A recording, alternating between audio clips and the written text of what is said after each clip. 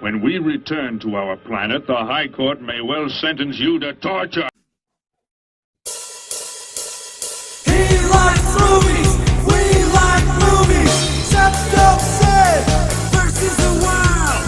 SeptumSin versus the world. SeptumSin versus the world. SeptumSin versus the world. I'd buy that for $1. Alright, so, hi there, hey there, ho there, and we are back with another of the great Vlogcasts. So, lay back on the couch, kick off your shoes, but make sure it's your couch, and your shoes for that matter, as we're going to get started on our weekly, well, semi-weekly, semi-monthly, maybe yearly vlogcast, where we discuss various things in entertainment that we've watched, that we love, and that we hope to see in the future. Indeed. So, this is SeptumSin here with Kotobuki Jake as we discuss the various things and times that we enjoy our hobby. Right. And it's actually a part 1 of 2, because this week we have, this morning, this being Monday, but by the time you see this, it won't be this morning later in the anymore. week. They've announced the Golden Raspberry nominations, and they will be announcing the Oscar nominations. So we're going to have a second video coming along to discuss both of those in depth. If we go correctly, I've been semi out of work for a while, and I've been going back to work, and things are finally starting up again, which is Very good good. and bad. It's good because my wallet is very, very empty, into the red, so to speak, but it's bad in the sense that it is going to be many more hours that I won't be able to do anything but work. So hopefully Wednesday night we'll have everything up and running for the awards. This one is going to follow afterwards in our usual vlogcast time and place, but this is our usual vlogcast, so it works out. Isn't that something? So, any case, why don't we just get started with what we are in the midst of doing. Not what we finished necessarily, but what we are doing. Okay. Started and such? Yes, indeed. Actually, why don't I start us this Go time? for I it. don't have much of a list of what I've been watching, reading, and viewing and playing. I have been continuing my K-On! I'm actually into Volume 4, Very which good. is the last year that they're in high school. I'm hoping, and of course, K-On! Being a slice of life series, Danomake type style, where you've got these girls who are all in the light music club, and they all form a band and have fun together. This is one of those that I enjoy the manga, but the anime I think is much greater because you can add the musical component. Because in the manga they start and then it just goes to after they're done with their song. So the jokes are still there, but I feel like having the music really adds to it. Plus the anime is just awesome. But I'm still working on it, so. Yeah. And as far as other watching, I'm working on the Persona 3 movies. There's 4 of them. I'm done with 3 of them. And thus far, they're really good, really well animated. Glad I got a deal on eBay, because you can only get them import through Aniplex. Boo. And they are very loyal to the game, which they are based on. Cool. I have started 2 games. I've been working on Conker's Bad Fur Day, the remake on Xbox. I'm still working on that. You've gotten to see a little bit of that with the cursing cogs, I believe. And it's quite delightful, but a lot of the platforming, some of the additions I thought were rather cool at first, but the combat added to the platforming is starting to get very annoying. And then finally, I am trying to work on a quest. A dragon quest, if you would. I want to play the 11th game, but I want to have beaten the other games. I've only beaten like a really small number of them. I've beaten the first game, the 3rd game, the 7th game. That's it. So I need to get back on it. So I'm starting on. I've got the first 3 games on my phone. believe it or not. And I've got the rest. I've got 4 through 9 on the Game Boy DS, and then 11 on the PS4. I'm really trying to support it because I want them to continue. You know, Dragon Quest, when it's released in Japan, they actually give everybody the day off because they know they're not going to work. It's that impressive over there. It's a great RPG series. It's kind of cool to start off at the beginning, doing a lot of grinding right now, level grinding, and that's how you did it in the old school. So it'll be cool to see it from the ground up. So, in that vein, what are you up to? Oh, a few things here and there. As far as started stuff, that's what we usually like to start with. I believe in the last couple weeks we did start season 2 of Gravity Falls. Am I remembering that correctly? Oh yeah, we did. Yeah. I've forgotten about it. and we watched a little bit of that. Another thing that I have started that I have been really making good time with and really enjoying is I have been watching the remake series of Hunter x Hunter. I'm well into volume 2, which unfortunately I only have the first 2 volumes, so I'm probably going to end up stopping short at the end of the Hunter exam. From what I remember of the first series, I feel like this one follows it pretty darn closely, but more streamlined. Like, you know, you're getting a good distance. I think we're well into phase 4 of the test right now, the part that I'm at. Most of it looks familiar, and there's even parts where it's like straight up deja vu, but I do like the way that they do the series. It's a really fun series and really enjoyable. Oh yeah, the animation's a little bit smoother, though I still have a lot of love for the original animated. Yeah, I wish I could get it. And the manga is good. I really am sad about the artist. He keeps getting sick. I have this feeling he's going to die, and the series is going to be unfinished. Well, let's hope he finishes. That is a hope. And then, of course, as far as ongoing stuff, I have seen additional episodes of CSI Friends, Cat's Eye, and I've read a little bit in a couple of series. I finally got back to Fruits Basket for the first time in a while and read a little chunk of that. Which actually, there was a little bit of Fruits Basket news this week. I'll go ahead and mention. They've been releasing the character designs for the new series and announcing the cast. And they announced, for example, that Rie Kugamiya will be in this one playing Kagura Soma, so that could be pretty cool. And in general, I'm looking forward to this re-release. I'm really looking forward to it.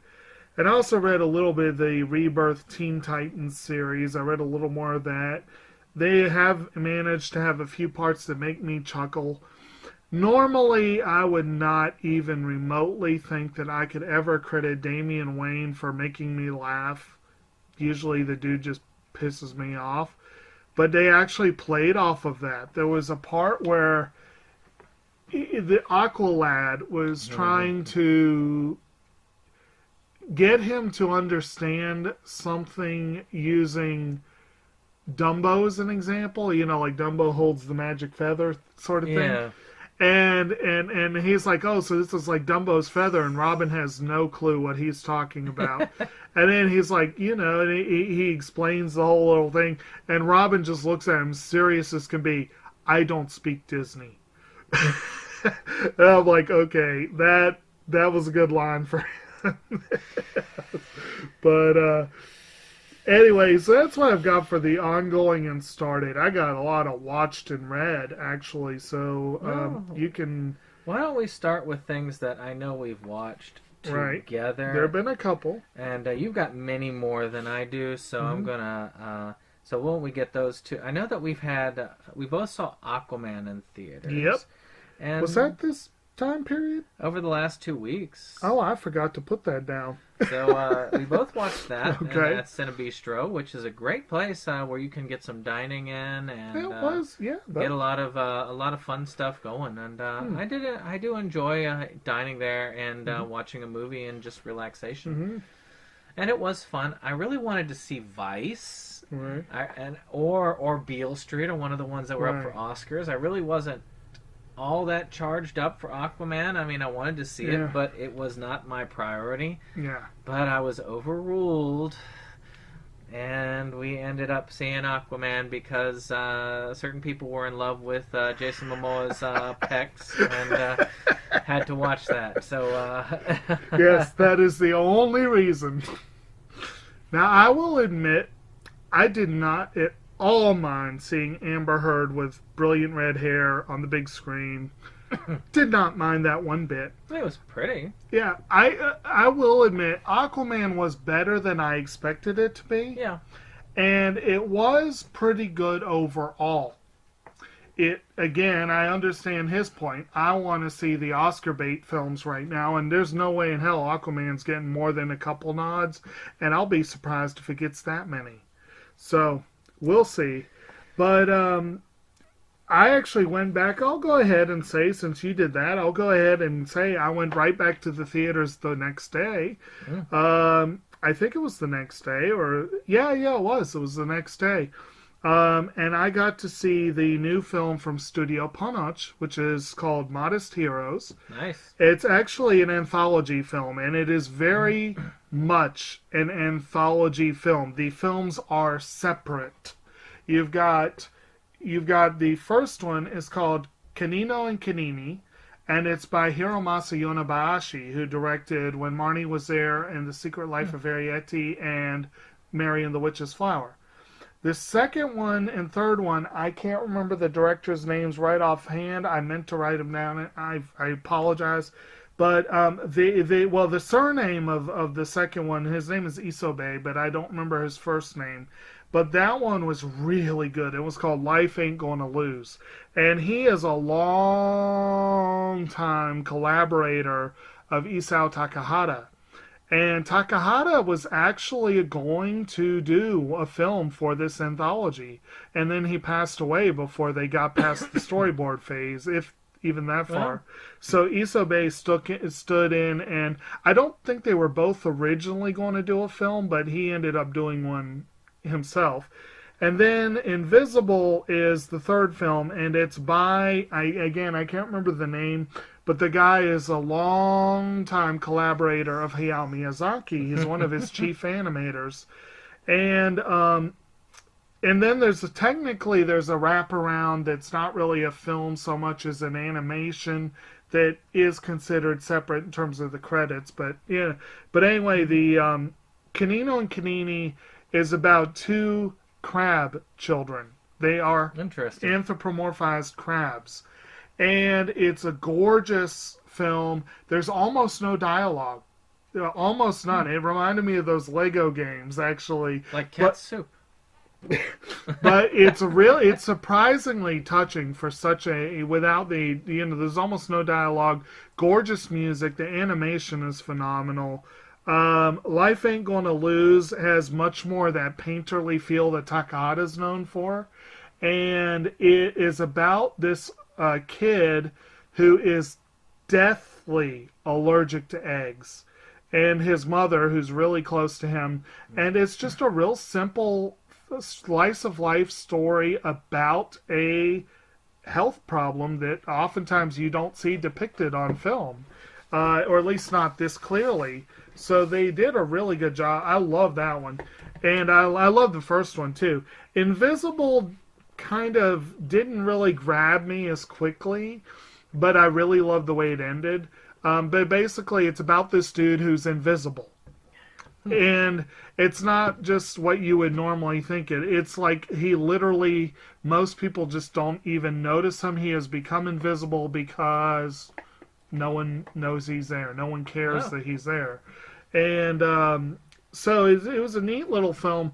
The entire anthology runs less than an hour.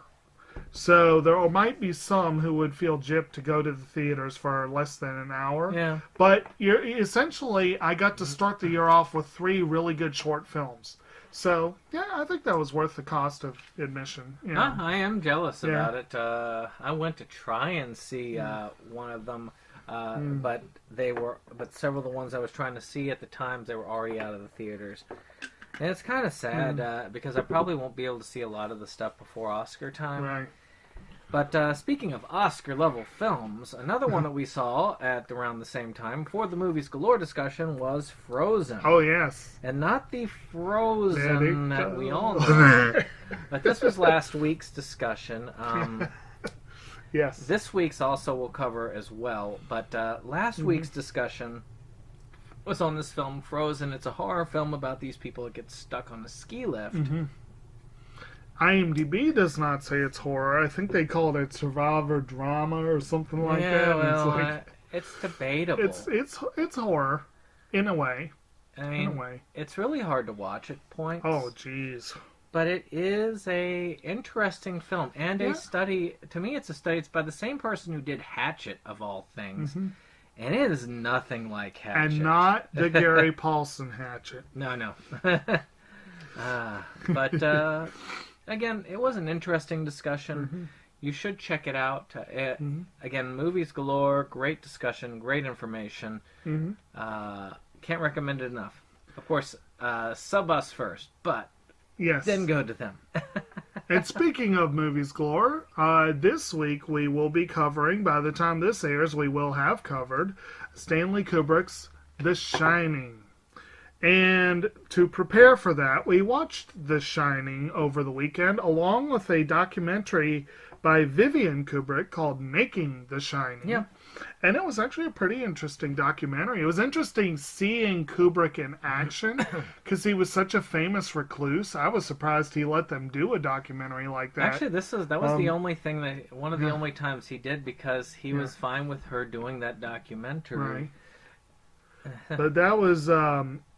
The Shining, tune into our discussion for more information, but The Shining is, strangely enough, it's probably the second most I have seen of any one of Kubrick's films, and yet it's the one I've always liked the least. Yeah. So it's going to be interesting to see how that discussion goes, so we'll find out. And I spent $2 to continue the research into Kubrick by watching Room 247, the documentary. I have been curious about that for a long time, Right. and it goes in deep. I would expect, and you can check it because you'll be able to see this discussion. But I'm betting that one of our people is going to come right down on this stuff, because he's about as big a Kubrick fan as a lot of these, looking for all of the hidden imagery, all the things. And there are a few things that I took away from it, and I'm hoping to get this out in the discussion, but you never know. Like, there is a slight to Stephen King, by the way, at the end of the film. Of course there is. Because basically, there was this message... It's called The Whole Film. Yeah, at the end, where Halloran is kind of trying to go through the snow and there's an accident, you'll notice that there is a car wreck there, and that the there's a red Volkswagen Beetle that's being crushed there. And Kubrick actually even used the yellow Beetle at the beginning, where it's a red Beetle in the book. And the idea, according to what these people interpreting it are, and that's a little bit there too, is that Kubrick was saying, I am crushing you, you are nothing, I am everything. And I could see Kubrick making that choice. Some of the other stuff about saying there's a lot of Nazi iconography, and that The Shining is an allegory for the Holocaust. My favorite one is that somehow the imagery is proof that Kubrick faked the moon landing. Yes, that one is also How? there. That's... I don't get that. But because he's wearing an Apollo sweater, and you may have heard me. You might not have. You may have heard me chuckling there a little bit as he was going on about the Beetle, talking about iconography and imagery. When we were watching that opening sequence, we were like, "Oh, this is the prequel to Bumblebee, apparently." Yeah, maybe that's what he was thinking. Actually, though, it predates the Transformers, so. Talk about butchering a franchise. No, okay. So, at any rate, I too decided to follow up on our viewing of The Shining with some more background. I had a single Kubrick film in my collection that I had not yet watched my copy. So I decided, yeah, what the hell, this is as good an excuse as any. So I went ahead and revisited Lolita. And so that was a very interesting film. It's a good watch. Kubrick himself admitted that he eventually regretted having done the film, but it is and actually apparently Cary Grant was offered the role of Humbert Humbert and was furious that they offered him the role. But it's an interesting film. I had forgotten how freaking creepy Humbert is. Dude's a total creeper. But Peter Sellers plays Claire Quilty. It's one of his fun roles, and well, he's always fun. I need to see that movie. Yeah. I have yet to see it. Sellers is one of the very few people who worked more than once with Kubrick. It was like him and Kirk Douglas and just a handful of other people. See if I have it on the standard DVD or if I have it on the... All right. Let's see here. And I guess I'll go ahead and mention while you're doing that... Yeah. To prep for our discussion with that we will hopefully be having with Dave this week, I also finally watched Akira Kurosawa's Kagemusha. Oh, yeah. And in fact, I kind of watched it twice because I have it on Criterion and I want to get it ready for to do my review. So I not only watched the film, but I watched the commentary version of the film. So, rough. It was kind of rough. It's a 3 solid hour film. Not to mention, there's a really interesting documentary on there. Kagemusha was the first major Asian film bankrolled by an American studio. Toho did a lot of the budget, but they were not willing to meet the budget fully. And they were not willing to go out on a limb for Kurosawa at that point in his career. But Francis Coppola and George Lucas stepped in, and 20th Century Fox put the other bit of financing in. So the film is a Coho-Fox co-production, which is very interesting. And there's a documentary on there with Lucas and Coppola. And that's a really good little doc, too. It's worth looking at. Yeah. Kurosawa is such a Shakespearean artist, and you could tell that in this movie. Mm-hmm. So it's well worth a watch, and hopefully the discussion will be fun. Yeah. I probably will have the least of the three of us to discuss with this because my knowledge of Kurosawa is probably the least. But I've seen almost as many of his films, haven't you? I don't know. I have. I've not seen The Descendant or The Dreams. That's funny because we actually also discussed Descendant in the Inside Movies Galore podcast. Yep. And believe it or not, it is one of our more popular videos, which I'm just because we had talked about that earlier on about how horror is probably the only thing that really moves these videos. Like, no, one of our top 3 is Descendant. Yeah. Which was the follow-up to Street Trash, because someone had said, well, I like anything that takes place in a junkyard. I was like, well, I'll test that. So let's, mine is Die Hard 2, the next one. Oh. I've got this 5-movie set of Die Hard, and I've been trying to slowly go through the movies. So Die Hard 2 just need to be watched, and it was the last Christmas Die Hard, and it was a fun one. If you were going to watch Die Hards at Christmas, the first one and the second one loosely would go well. And I enjoy it. It's a guilty pleasure. Good times. All right. I guess I'll go ahead and mention kind of lumping together a couple of these. Yep. I actually saw a couple of 2017 releases. One was a rewatch, and one was a first-time watch. I am trying to do some house cleaning. There's a few of my Blu-rays that are tipped down because I've not yet gotten to watch them in one particular format or another. And one of those, a couple of mine, I only had to watch the DVD when my Blu-ray player was in storage. And one of those was Thor Ragnarok, so I revisited that one, and that's just a wonderful movie. It's a lot of fun. And I finally checked out from the I checked out like 2 months ago from the library. I finally watched Lego Ninjago movie.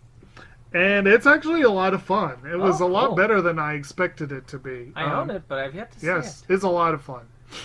I mean, the creators did a great job with that one in the Batman Lego movie, so there's no reason why it should. I loved, and I think you'll appreciate this, how, like, the ultimate weapon... First of all, the master is played by Jackie Chan, and he's always a hoot. But he has, like, the ultimate weapon. And you don't really get a good look of it at first, but then when the cocksure main character tries to use the ultimate weapon, I'm like, that looks so much like a laser pointer. And he pushes it, and it's like this harmless laser beam comes out, and he's like, it's not working. I don't get it. And then the villain's like mocking him because it's not working. And then you hear this boom, boom, boom. And he has summoned a giant cat that destroys the city. Oh, like the one that crashed our filming earlier on this week. I love that. I thought that the idea of cat as kaiju. So you're well. I've beaten some games this last 2 weeks. Actually, 2, believe it or not.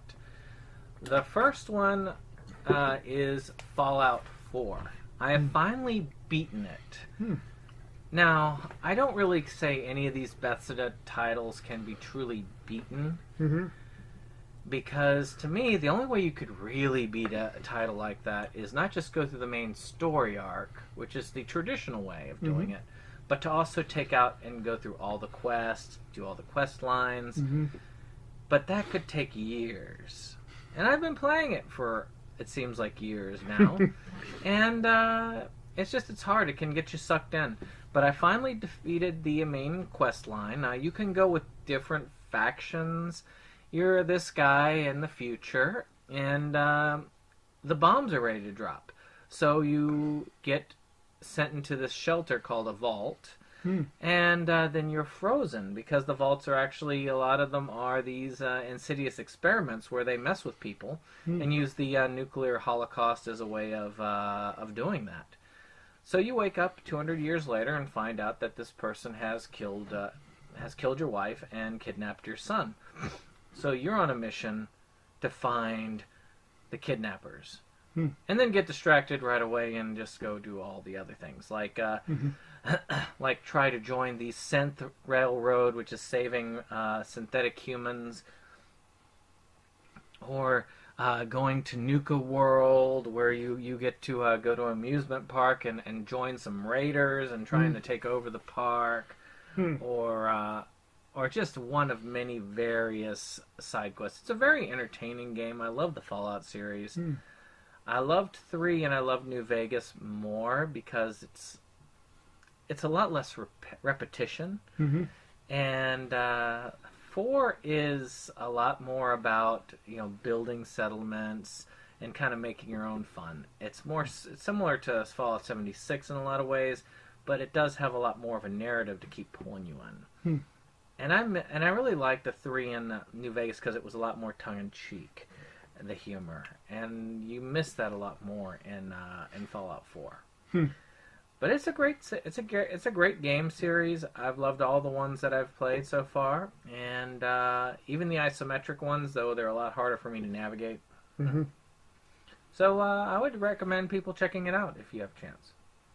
Good deal. I know you got lots more, so yeah. Well, I've got one more thing. As far as 2018 releases, we already talked about Aquaman. I managed to knock out 3 others. I have to admit, I was severely disappointed by Hotel Artemis. I saw the preview for that, and I was like, ooh, I want to see this. Because it had a pretty awesome cast. Jeff Goldblum, Jodie Foster, Dave Bautista, what's her name? It's not coming to me. Charlie Day, Sophie Butella. You know what I'm talking about. It's a good cast. It's an interesting premise. It's set in the future. This hotel for basically a hotel for criminals, where Jodie Foster plays the nurse, and she patches them up and sends them back on the street. And Goldblum's son is a blithering asshole hothead played by Zachary Quinto. Goldblum is a hoot. He's the highlight of the film, but it's really it was disappointing. Annihilation was better. It was overrated. A lot of people are saying Annihilation is one of the best films of the year. It's not likely to get any Oscar love, but it's from Alex Garland, the guy who did Ex Machina, and it's based on a trilogy of novels called the Southern Reach Trilogy. And it stars Natalie Portman, co-stars Oscar Isaac, Jennifer Jason Leigh, Gina Rodriguez, Tessa Thompson. It's a pretty awesome cast, and it's an interesting premise. The idea is that there's this mysterious force on the Gulf Coast emanating from a lighthouse, and they call it the Shimmer, and the people who go in don't come back out.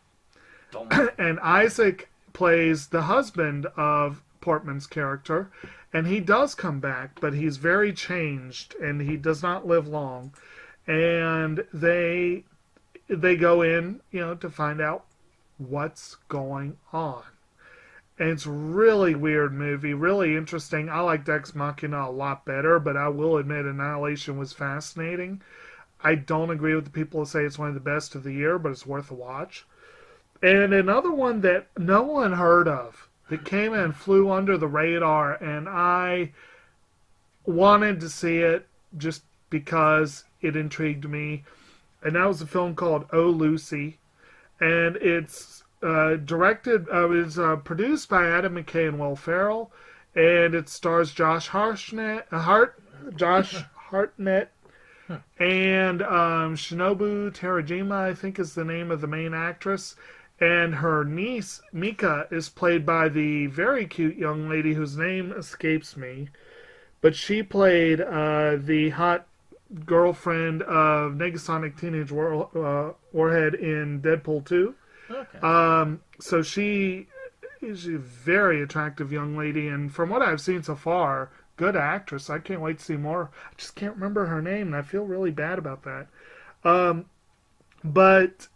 And I can't remember the dude who plays Tom, but basically, the niece gets her aunt, who's this very sad woman, to go take English lessons for her because she put down a down payment and she's going to up and leave. She doesn't say why, and she doesn't want the money to go to waste.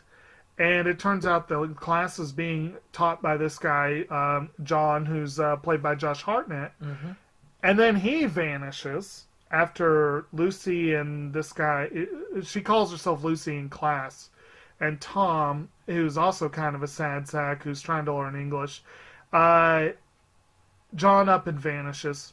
And it turns out the two of them, Mika and John, have both gone to California together. And so this ends with, so Lucy meets up with Mika's mother, her estranged sister, and they go to California looking for the girl. And it's a really weird movie. It's really well done. The acting is really strong. And it's a really good movie. It's worth watching. I kind of like the ending, but it was kind of a weird movie. But it was worth a look. And I'll just go ahead and mention, I guess, maybe the rest of my viewing, and then because I got a lot of reading too. Yeah. Okay. Well, I watched Love, Tuna Beyond Other Delusions Rika version, which disappointed me. I thought there was the whole thing from her vantage point, so I thought it was like going to be real weird. And it does start with a really interesting fantasy sequence, but it's mostly a clip show. I was very annoyed. Yeah. And then Love, Tuna Beyond Other Delusions Light. There's a lot of shorts, and the shorts are wonderful. Have you watched them? No, not yet. The shorts are great. I watched Fargo again. Fargo is a classic always worth a look. Oh, wait, no, you didn't get that one for this month, did you? It was going to be... No, but it may come up, but I don't mind watching it again. And I finally watched my copy of 2 other films that were just sitting on the shelf. One on Blu-ray, one on DVD. I finally watched my copy of the old Disney film Sleeping Beauty. You know, which is a good... got that one out of the way. That's a classic. One of the ones I didn't grow up with, though. It's weird. I probably only saw Sleeping Beauty once when I was a kid. Because we didn't have it in our collection. Which is weird. So I don't have that nostalgia for it that I do a lot of the others, but I do still appreciate seeing it. And then one that I had seen once before and forgotten so much of it that I couldn't believe how much I'd forgotten. One of the films that I inherited when my father passed was the movie remake of Get Smart. And that's a fun movie. It's a fun movie. I loved it. I'd forgotten that one. That's a fun one. So I think that is all the viewing for the week. All right. So, yeah. Well, my last thing is, again, a video game, a remake that came out. Ah. I spent $20 on it, and it is $20 well spent. Actually, I do have 2 things, but now I think about it, video game-wise. Right. But this one I'll go ahead with, and it's both remakes. This one is Onimusha Warlords, and it was to prepare for the other one coming out. Okay. Now, Onimusha was a series back on the PlayStation 2. They used it to show the reflexive muscles that the PlayStation could flex. I even remember watching it and being amazed when I originally saw it, which this is kind of sad now, but they've managed to get the controls so that they're a little bit more functional. They don't use the tank controls. Right. And it does look better graphically and musically. They cleaned it up a lot. Right. And it is still a fun game. It's a samurai horror story where you're a samurai and in the time of the Warring States, which it seems they always are. Oh. And Nobunaga is involved, and he gets killed, but then he's resurrected by demons. Ah. You know, it's like, it's even funny at the end. They go, okay, these events happened in history, but whether demons were involved is yet to be... Yes. And these demons come forth, and you battle them with these specialized swords and weapons, and you level up the weapons. It is a fun game, and it's a fairly short one that you can get through pretty quickly, but the combat is really fun. I would recommend it. It's a very quick and inexpensive one. It's I believe they released on PS4 and Xbox One, so if you haven't checked it out, I would definitely check it out. Well worth it. And it was all in preparation for the Resident Evil 2 remake release. Now, that one, we played the demo. You're given 30 minutes to complete this demo, and that's all you get. That's your peek into the game. I played the original on the PlayStation 1. Love Resident Evil. I know you're familiar enough with Resident Evil. Yeah, more or less.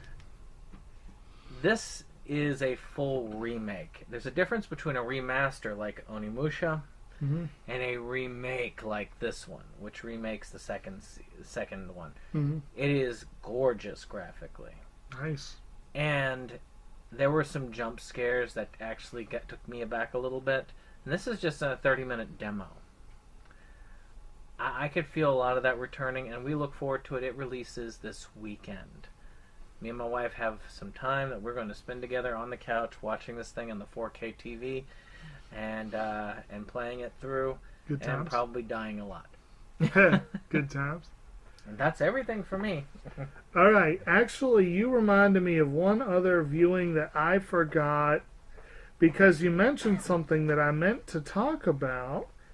And that was, you're talking about the Warring States, and incidentally, that is very much what Kagemusha is all about.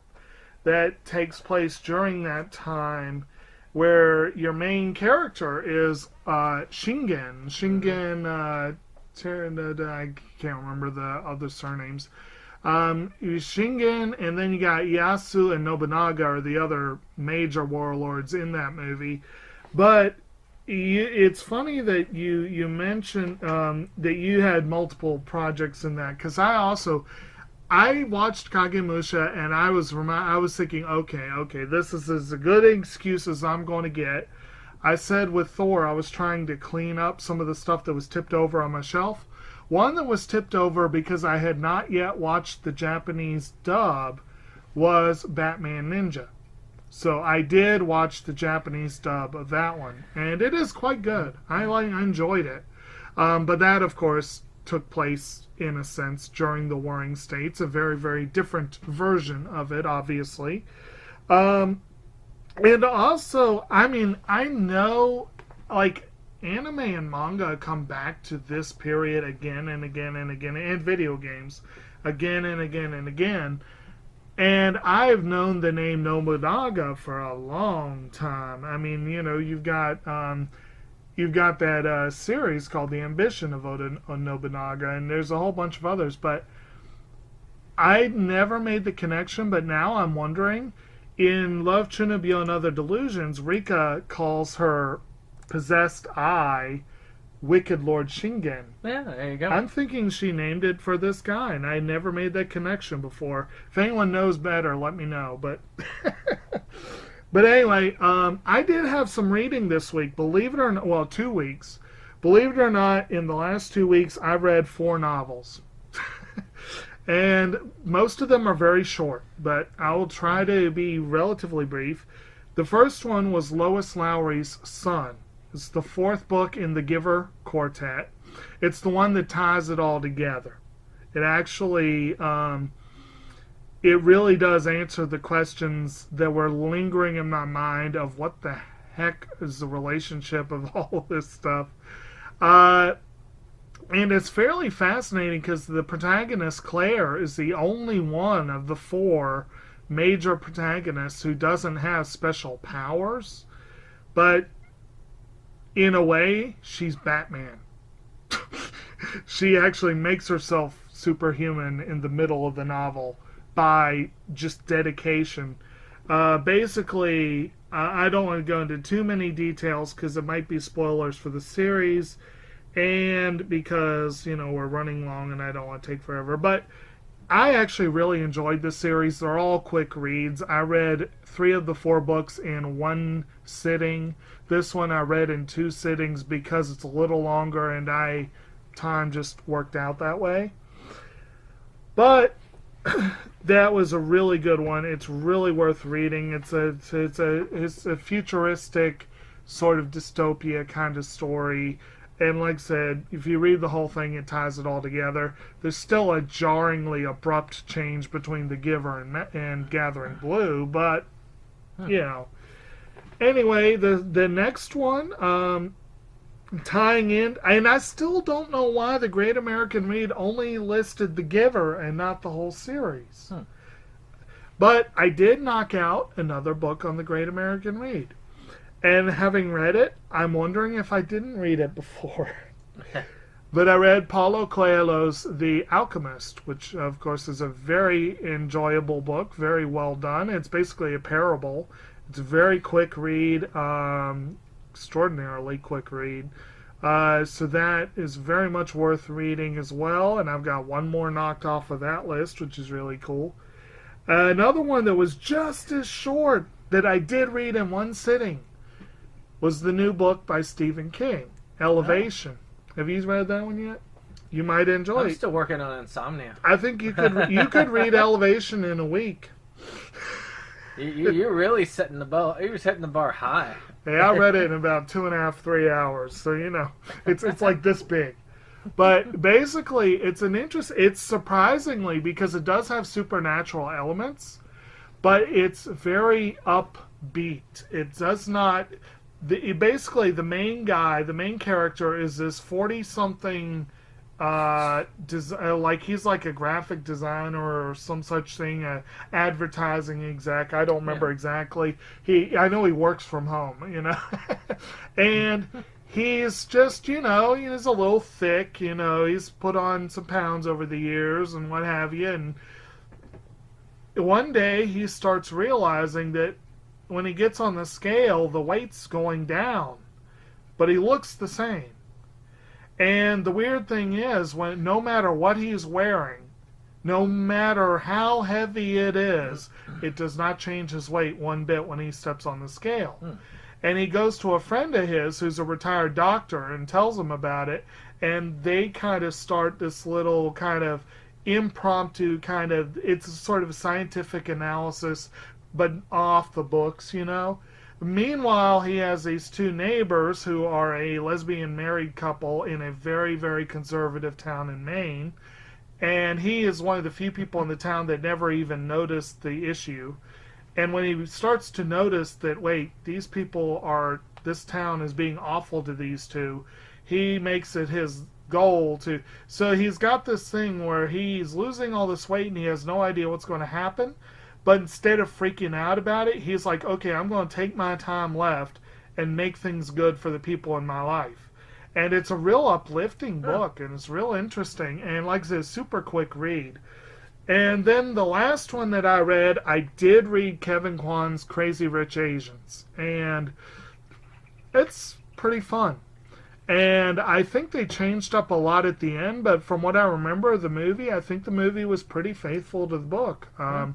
Major difference was the character that Harry Shum plays. He had like a brief cameo in the movie, but he is heavily featured at the end of the book. So I don't know if they meant to move those chapters to the second movie or if they just downplayed the character. That's a series in books too, isn't it? Yes, it's 3 books. Yeah. And I'll be reading the other one soon, but I haven't got it yet. But good movie though. Oh, it's a great movie. And it may actually be up for a couple Oscar nods. We'll find out. But not as many as some people are hoping, I'm sure. Yeah, but, use of music and film, people. That movie, seriously, that movie deserves that nod if it existed. But anyway, we finally got through it. That's my list. You got a number of things you wanted to talk about. With the news? Not much. Oh, I was looking at your notes. Yeah, that's not a lot. But did you have much for news? I only have a couple of things. Okay. Of course, the new Ghostbusters trailer dropped. Really, it was just a hint trailer. Right. And it was kind of cool. You got to see the old Ghostbusters thing, and there's a lot of hints that the whole cast is coming back. Bill Murray is the maybe of the whole. They have not confirmed that at all from what I've heard. But... I know that Dan Aykroyd and Ernie Hudson are coming. Oh, okay. Ernie Hudson has said himself he's definitely... the whole cast is back. That's what he said. Not the whole cast. That's what he said, but again, not the whole cast. Well, Rick Moranis can't. Probably won't. Well, I was going to say you can't get Harold Ramis. And you can't get Harold Ramis. Unfortunately. Well, actually, you never know. It's never Ghostbusters. Know. But God. Actually, I could see Rick Moranis saying, "Okay, I'll be in it, but I have to be a ghost."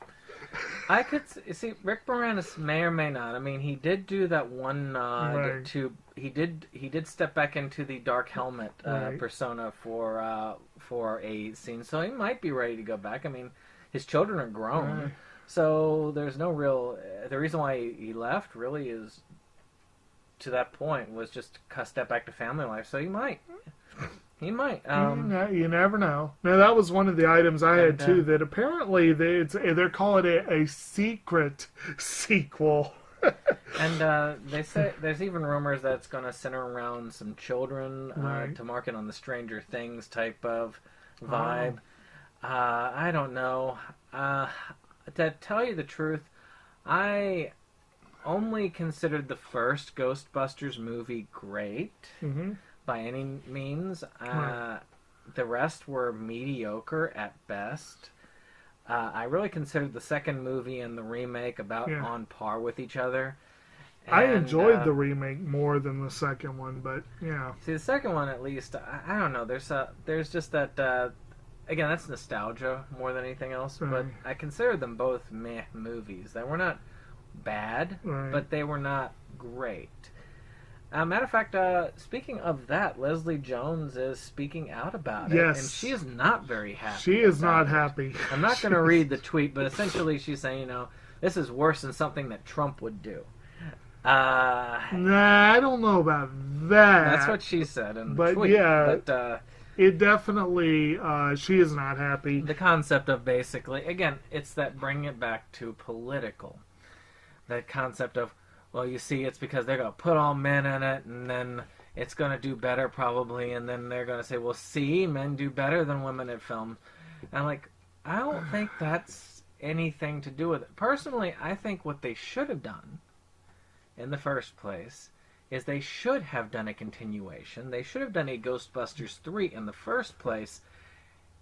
Yes, include some of these characters that were there, include some of the female characters, and maybe have a mix, or even have an all-female Ghostbusters, but don't say this is the all-female Ghostbusters.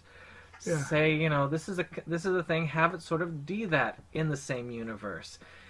I think that's going to help a lot. I think they should have a mixed group of people that take over. Yeah. But I Have don't. they specifically said one way or the other? Or what I read? No, the was- casting isn't set. No. So again, So it she could may be a- she may be shooting off for nothing. She may have caught Yeah. who knows? Maybe she caught And- herself a job. In all fairness to her, she's one of the ones that that got hit the worst Mhm. by these assholes, and they Yeah. are. I don't side just because I thought the movie was mediocre and I Mhm. didn't think it was the greatest thing ever. Mm-hmm. Doesn't put me in the same camp of these people who hated it. Right. I had no nerd rage over this other than the fact I hated that people were telling me, you've got to love this film or else you hate women. And I had several friends of mine saying this. So I stopped. I said, I'm not watching the movie then. They said, why not? Because if I don't like the movie, then I'm going to be hated. If I love the movie, I'm going to be hated. I'm going to wait until all the crap dies down. Then I'll watch the movie. I purchased it because I considered it part of a franchise. I have it on Steelbook. Yeah. But, again, I waited until all the hysteria died down so where I can say, it was all right.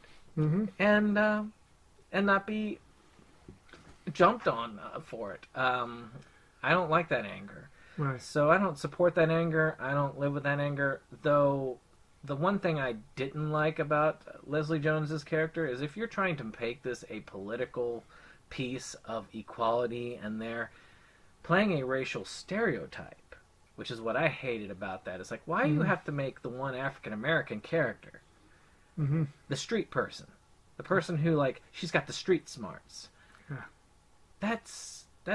Why not make her a scientist and make one of the others the one who understands the streets? Mm-hmm. You could have made, what's the blonde one, the one who does the crazy stuff? The one who was crazy, Kate McKinnon. Yeah. Make Kate McKinnon a strangely insane street person. I don't know. I loved her as a mad scientist, though. And then have her be this person, and she's building all these weird gadgets out of garbage she finds in the street. And then say that she understands all of the ins and outs of the city better than anybody because she's this hobo that's been collecting garbage all over for these weird mad things. She could still be the mad scientist, but then she's the one who has the street smarts. And then make Leslie Jones the scientist. One of the lead scientists.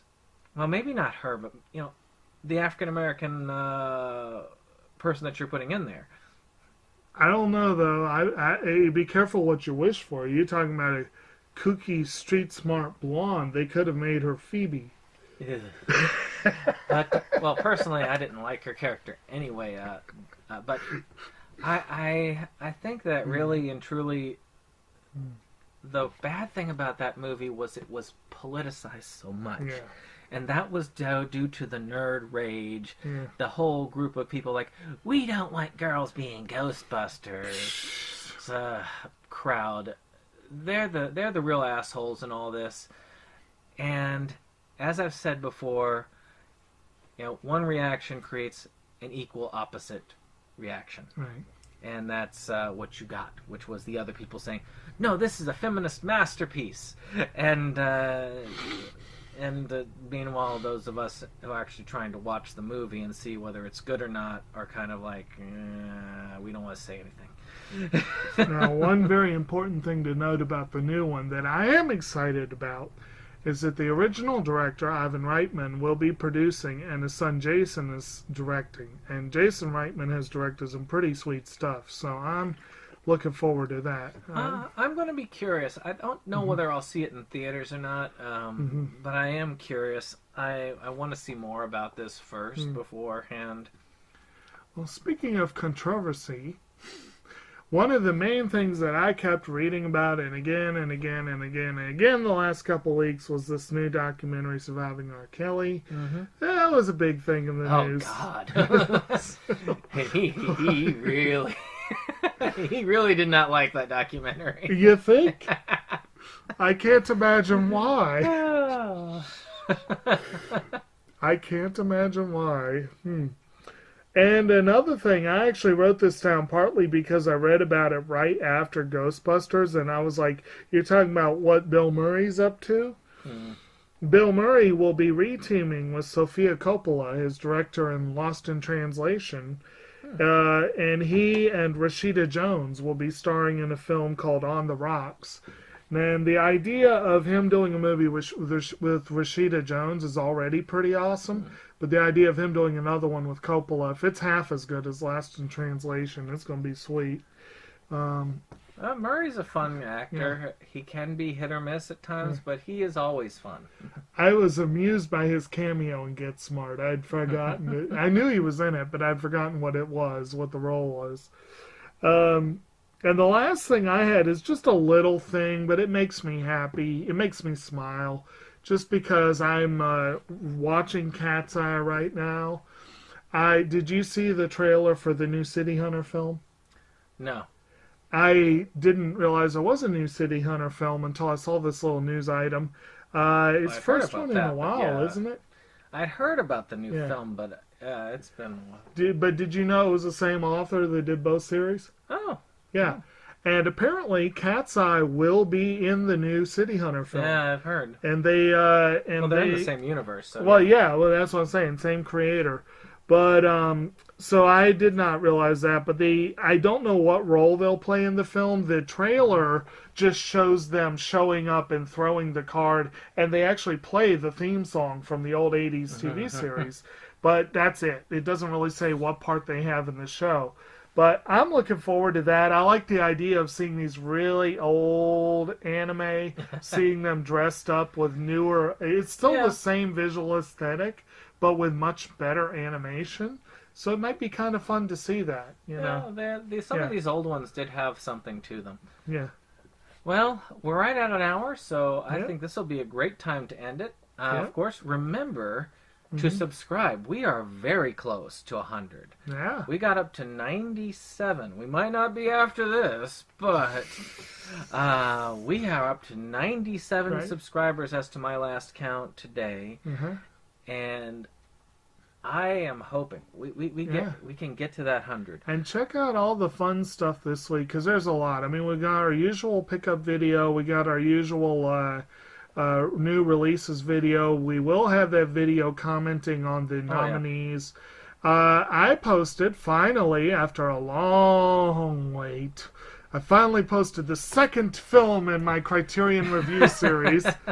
So check that out. And like I said, we'll be in at least one, possibly two, Inside Movie Galore discussions this week. So, and even not counting the ones we're in, I think Dave puts out, like 3 a day, pretty much? Oh, gosh. So, there's plenty of stuff coming from that direction, too. So, yep. So we will see you in the next one. Goodbye. Goodbye.